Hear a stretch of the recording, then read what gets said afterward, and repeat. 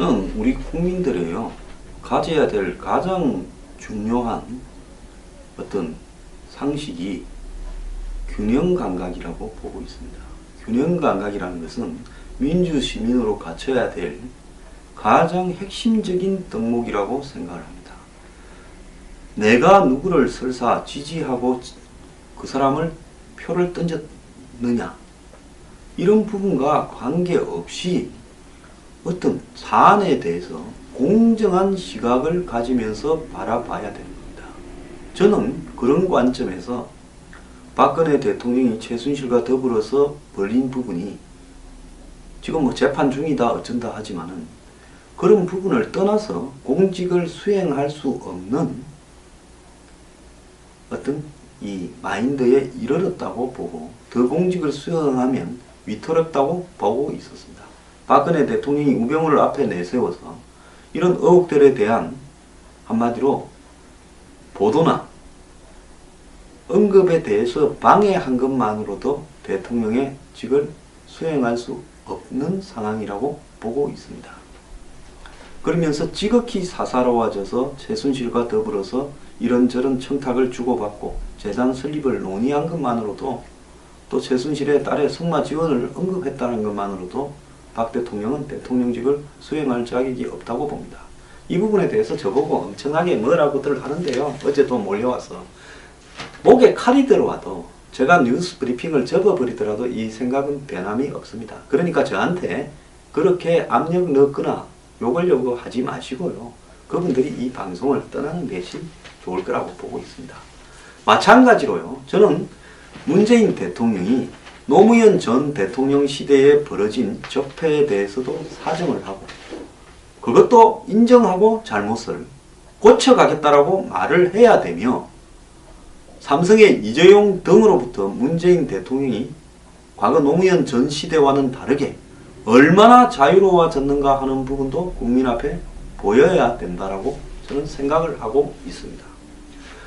기왕에 4대강 조사를 할 것 같으면 역대 돈 먹은 거 공소시효와 관계없이 전부 조사를 좀 해주시고요.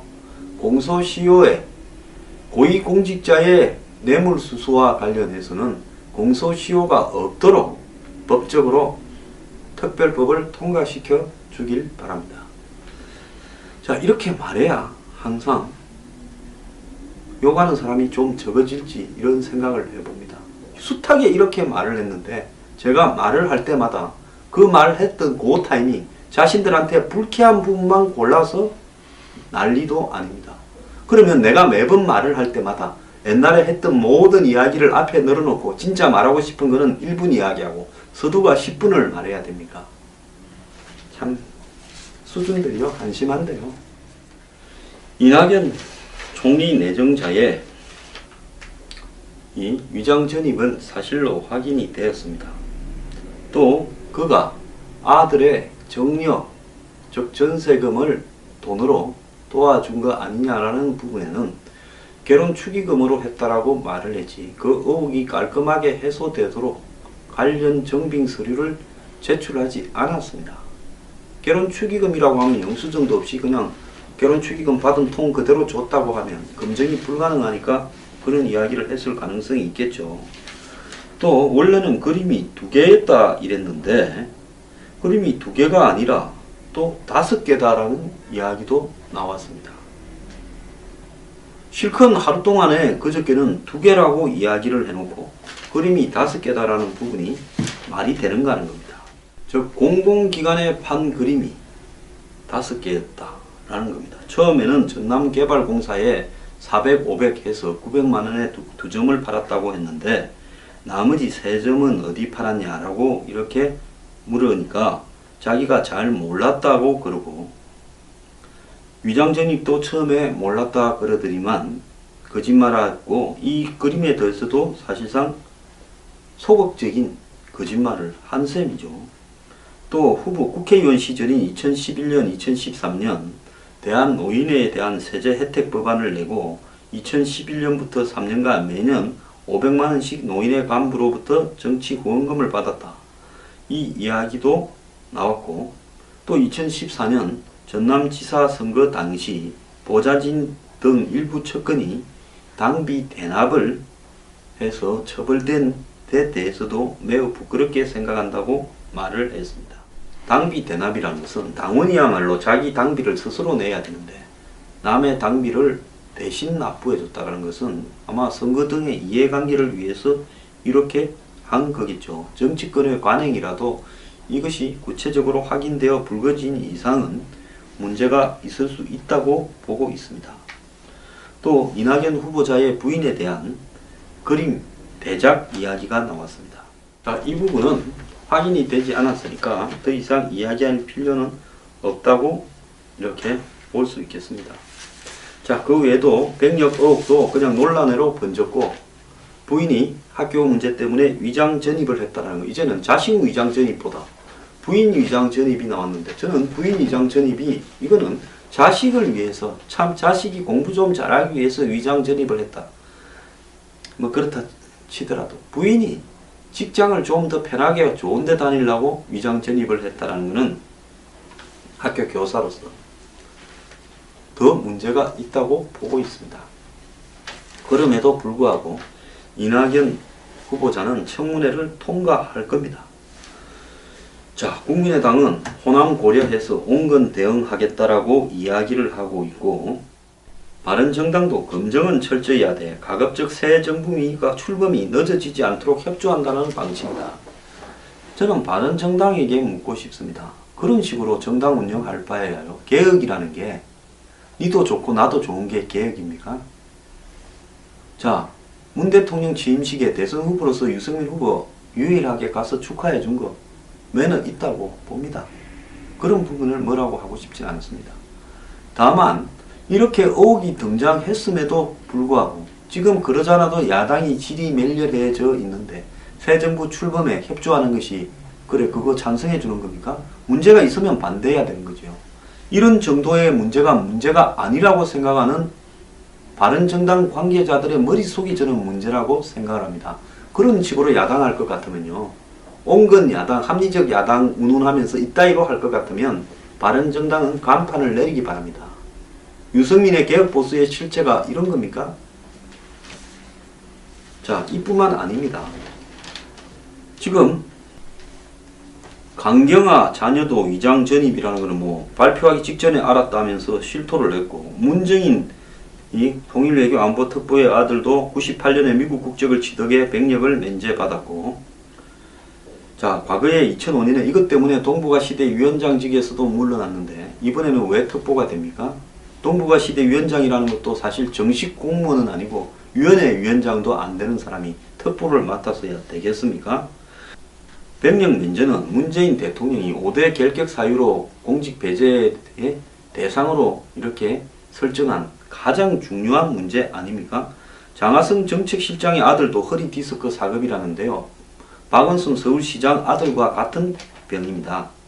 상조 공정거래위원장 그야말로 제야의 경제민주화를 외쳐온 이분도요. 가족이 2차례 위장 전입을 했다고 합니다. 94년 3월부터 구리 교문동의 아파트에 입주해 있다가 3년 뒤 97년 1월 김 후보자를 제외한 부인 조모 씨와 아들은 길 건너편인 교문동 한가람 아파트로 서류상 분가했다고 합니다. 초등학교 입학을 앞두고요. 그 위장 전입을 한 거죠. 김 후보자는 중학교 교사였던 부인이 지방 점검 발령이 난 상태에서 건너편 친척 집에서 아들을 학교에 보내려고 주소지를 옮겼다 이렇게 해명했는데 실제 친척 집에 살지는 않고 2주 만에 서울 중랑구 신내동으로 이사를 갔다고 합니다. 그래서 그런 식으로 교육할 수 없다고 판단해 부인이 학교를 그만두고 서울로 이사했다 이렇게 해명을 했는데요. 99년 2월에도 양천구 목동 현대아파트를 거쳐서 2002년 강남구 대치동의 엄마 아파트로 주소를 변경했는데 아들이 초등학교 6학년으로 중학교 진학을 앞뒀을 때입니다. 김 후보자는 이후 가족과 함께 미국 예일대에 연수를 가면서 2004년 8월부터 7개월간 목동 현대아파트로 또 주소지를 다시 옮겼다가 이어 귀국한 2005년 2월에는 엄마 아파트로 주소지를 다시 변경했는데 그때는 또 아들이 고등학교 진학을 앞뒀을 때라고 합니다. 자, 자식 문제에서 어쩔 수 없다라고 이야기를 하겠지만 자식 문제에서 어쩔 수 없다면 그 사적인 인연이 전제가 되면 언제든지 법을 한마디로 식은 죽 먹듯이 어길 수 있다라는 거 아니겠습니까? 자, 이빨이 빠진 칼로 어떻게 부패를 단칼로 도려낼 수 있겠습니까? 장하성, 김상조 부패 척결하겠다는 사람이 대상이 좀 웃을 수 있는 니부터 똑바로 해라고 하면 뭐라고 하겠습니까? 자, 김희수 헌재소장이 임명된 것은 통진당 해산 반대가 주된 이유다라고 이야기를 하고 있는데요. 자, 문재인 대통령이 김희수 헌재소장 후보자에 대한 임명 동의안을 제가해서 국회로 보낼 때 문 대통령은 임명 동의안에서 김 후보자가 헌재가 통진당 해산 판결을 낼 때 반대 의견을 내고 정부가 정교조 법외 노조 통보 조치에 근거가 된 교원노조법에 대해 위헌을 의견을 낸 것도 주된 지명 이유로 뽑았습니다. 즉 정교조가 법외 노조라는 부분에 위헌이다라고 말한 것, 통진당 해산에 그 잘못된 거다라고 이야기한 것, 이걸로 헌재소장 지명 주요 사유라는 겁니다. 문 대통령은 동의 요청서에 김 후보자를 지명한 배경에 대해 국가 권력의 남용을 경계하고 국민의 기본권을 존중하는 의견을 개진했다며, 한편으로 반국가 단체 구성원과 해합통신하거나 편의를 제공하는 등의 행위를 처벌하는 국가보안법 조항에 대해 재형법정주의에 반하거나 국민의 알 권리를 침해하지 않는다는 이유로 합헌 결정을 내리는 등 헌법 질서를 수호하고 확립하기 위해 최선을 다했다고 이렇게 밝혔습니다. 통진당 해산 사유에 대해서 반대 의견을 낸 부분이 법에 위반되지 않고 국민의 알 권리를 침해하지 않는다라고 말을 했습니다. 참 뭐라고 할 말이 없습니다. 자, 이번 정권의 색깔을 대통령 스스로가 확실하게 보여주는 거 아니겠습니까? 잘하는 거는 잘한다, 잘못된 거는 잘못됐다라고 이렇게 객관적으로 이야기를 하고 싶은데요. 이런 식으로 정말 하면 안 되는 거 아닙니까? 자, 자신이 내는 사람들의 숱한 문제들, 지금 장관 내정자나 각종 고위직 임명자들의 문제들은 마지 못한 것이고 현재에도 법률 조항이 비현실적인 거고, 자신이 대통령이 될 때 표를 얻으려고 국민들 앞에 5대 결격 사유를 가진 사람을 일체 고위공직 임명해서 배제하겠다고 한 것은 그건 표를 위한 것이고, 또 실제 현실에서는 그런 것까지 다 적용할 수 없다고 하고, 이 청문회와 관련된 부분을 이렇게 법까지 개정하거나 바꾸어야 된다, 이렇게 말을 하고 있습니까? 그러면서 이제는 정책 청문회로 가야 된다. 정책 청문회 좋아하네요. 정책 청문회라는 것은 말 얼마든지 야당 의원들이 묻는 대로 맞춰줄 수 있습니다. 하루만 잠깐 때우면 가면 되는 이야기를, 그 사람 머릿속에 들어가 있는 생각을 하루 검증한다고 하면 오늘은 저 사람들이 나한테 심하게 안 하도록 저 사람들 비위를 맞춰주겠다 소리를 누가 못합니까? 바보 아니면 다 맞춰줄 수 있지요. 그런 청문회 뭐 하려고 합니까? 청문회는요, 도둑놈들 잡아내기 위한 겁니다. 그렇지 않습니까? 박근혜 정권 때는 도둑놈들이 줄을 섰다가 이번 정권에는 갑자기 깨끗한 사람이 튀어나오는 게 아니라는 걸 알지 않습니까? 그러면 솔직히 말하면 공정하게 해야지요. 그때 낙마한 수준에는 이번에도 낙마해야지요. 이런 걸 옹호하고요, 국회의원들한테 문자 폭탄을 보내고 욕을 해대는 이런 사람들이 민주시민이라고 할 수 있습니까? 너희들이 하는 거는 다 옳고 남이 하는 건 다 틀렸습니까? 나라 이렇게 운영하면 안 되지요. 똑바로 하십시오.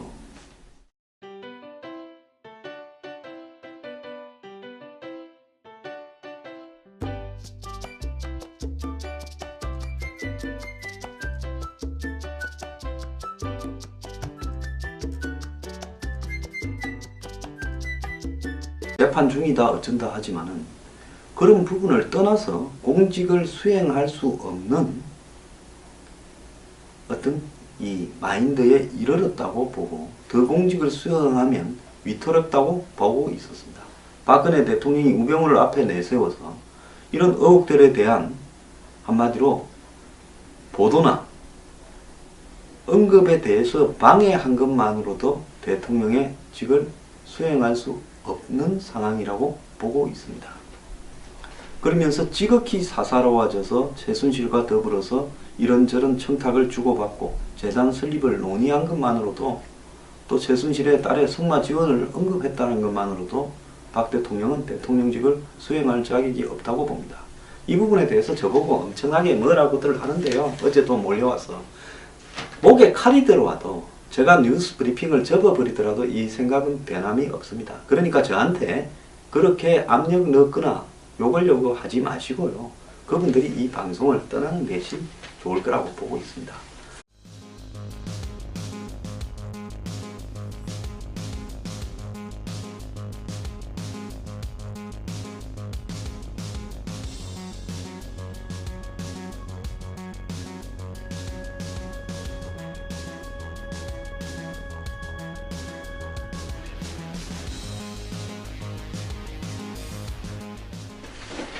저는 우리 국민들이요, 가져야 될 가장 중요한 어떤 상식이 균형감각이라고 보고 있습니다.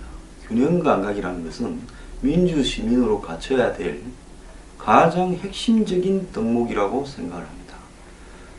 내가 누구를 설사 지지하고 그 사람을 표를 던졌느냐, 이런 부분과 관계없이 어떤 사안에 대해서 공정한 시각을 가지면서 바라봐야 되는 겁니다.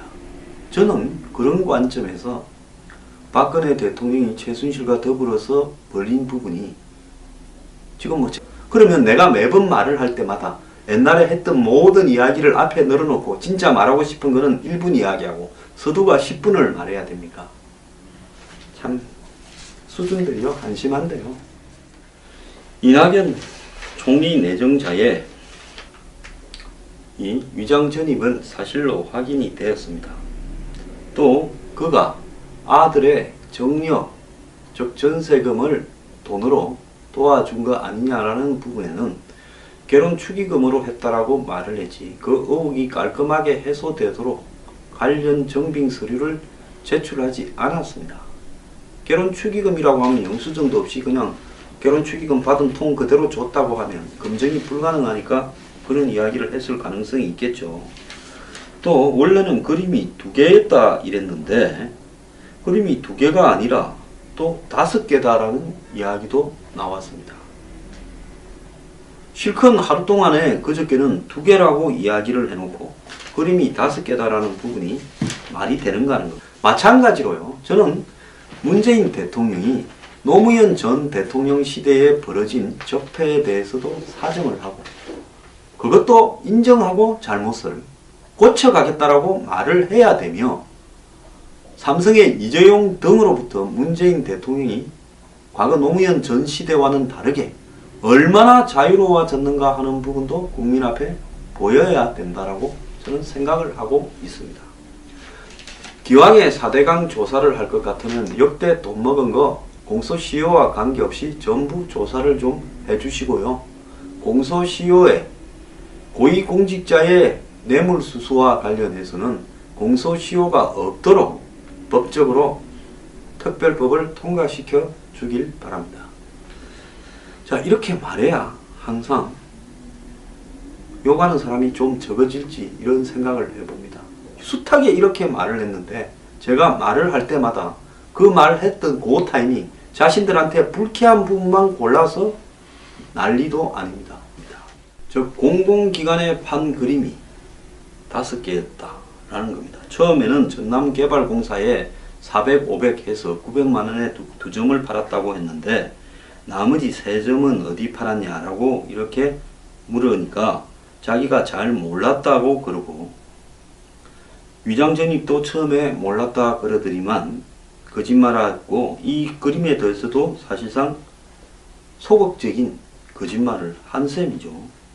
또 후보 국회의원 시절인 2011년, 2013년 대한노인에 대한 세제 혜택 법안을 내고 2011년부터 3년간 매년 500만원씩 노인의 간부로부터 정치 후원금을 받았다, 이 이야기도 나왔고, 또 2014년 전남지사 선거 당시 보좌진 등 일부 측근이 당비 대납을 해서 처벌된 데 대해서도 매우 부끄럽게 생각한다고 말을 했습니다. 당비 대납이라는 것은 당원이야말로 자기 당비를 스스로 내야 되는데 남의 당비를